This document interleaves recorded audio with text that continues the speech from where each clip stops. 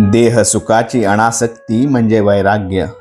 भगवंत असण्याची जी स्थिती तिचे नाव भक्ती. आणि हा सर्व विस्तार माझा नाही या या बुद्धीने राहणे याचे नाव वैराग्य.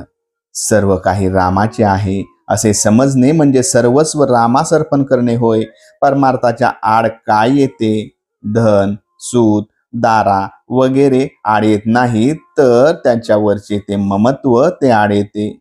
वस्तूवर आसक्ती न ठेवणे हे वैराग्य आहे. ती वस्तूच नसणे हे वैराग्य नव्हे. एखाद्याची बायको मेली किंवा नसली म्हणजे तो विरक्त, किंवा असली तर तो आसक्त असे म्हणता येणार नाही. बायको असून लंपट नसेल तर तो विरक्तच आहे.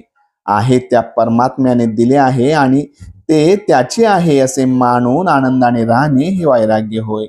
या भावनेत राहून जो इंद्रियांच्या नादी लागत नाही तो वैरागी. संसार हा नश्वर आहे हे ओळखून वागायचे आहे. तो टाकता येत नाही. त्यात राहून आसक्ती न ठेवली की तो टाकल्यासारखाच नाही का?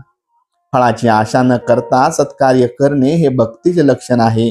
आणि कर्तव्याच्या आड येणारी प्रत्येक गोष्ट बाजूला सारणे हे वैराग्याचे लक्षण आहे. आसक्ती न ठेवता कर्तव्याच्या गोष्टी करणे ही तपश्चर्या होय. देह सुखाची अनासक्ती आणि हवे नको पण टाकणे म्हणजे वैराग्य. खरोखर विचार करा. प्रपंचात मनासारख्या गोष्टी कुठे मिळतात? त्या मिळणे न मिळणे आपल्या हातात नसते. अमुक हवे अथवा नको असे कशाला म्हणावे? असे न म्हणता रामाचेच होऊन राहावे म्हणजे झाले. जो रामाजवळ विषय मागतो त्याला रामापेक्षा त्या विषयाचेच प्रेम जास्त आहे असे सिद्ध होते. विषय बाधक नाही, पण विषयासक्ती बाधक आहे. भगवंताला प्रसन्न करून घेऊन नाशिवंत वस्तू मागितली तर काय उपयोग? नामावर प्रल्हादाने जशी निष्ठा ठेवली तशी आपण ठेवावी. त्याचे नाम श्रद्धेने घेतले आणि निर्विषय होण्याकरिता घेतले. आपण ते विषयासाठीच घेऊ नये.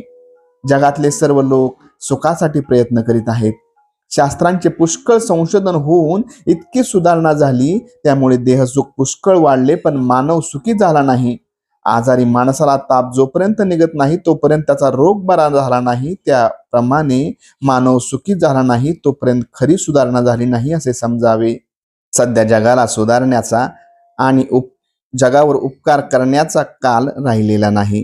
प्रत्येकाने आपल्याला जेवढे सांभाळावे आणि यासाठी भगवंताचे अनुसंधान चुकू देऊ नये.